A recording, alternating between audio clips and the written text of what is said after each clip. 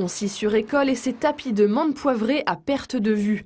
4e génération de la famille, Alain Bosquebierne cultive la plante sur 3 hectares. C'est aujourd'hui l'unique producteur de la région. Pourtant, les plantes médicinales sont cultivées dans le sud Essonne depuis le début du siècle dernier. Les menthes poivrées sont officinales. Les menthes douces sont culinaires, les menthes poivrées sont officinales. Ça veut dire qu'elles contiennent du menthol et elles ont des effets.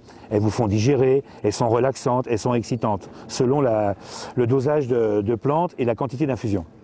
La menthe est plantée tous les 3 ou 4 ans. Pour la récolter, Alain et son père créent cette automotrice. Ça remplace 20 personnes qui coupaient la menthe à la faucille. Elle a été créée en 85 et grâce à une machine comme ça, nous récoltons les parties aériennes et je récolte 2 tonnes à la demi-heure. Une fois récoltée en juin et en août, la menthe doit être séchée. Alain n'utilise plus les séchoirs d'antan trop longs, trop fatigants, mais ce séchoir à air chaud qui déshydrate la plante.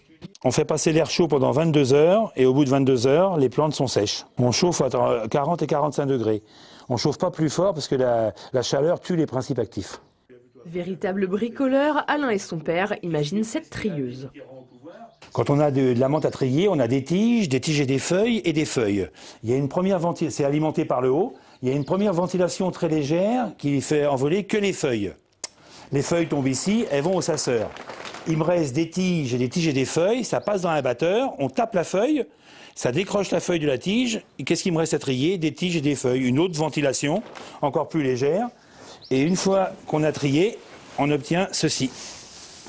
La menthe est stockée en vrac dans les anciens séchoirs de l'exploitation créés dans les années 30, entre 2 et 3 tonnes et demie à l'année. Pourtant, Alain ne vit plus de ses ventes aux herboristeries. Il se lance donc dans l'organisation de visites guidées de son domaine. Sur une après-midi ou une journée entière, vous pourrez découvrir de visu le travail de ce dernier exploitant de la célèbre menthe poivrée essonnienne.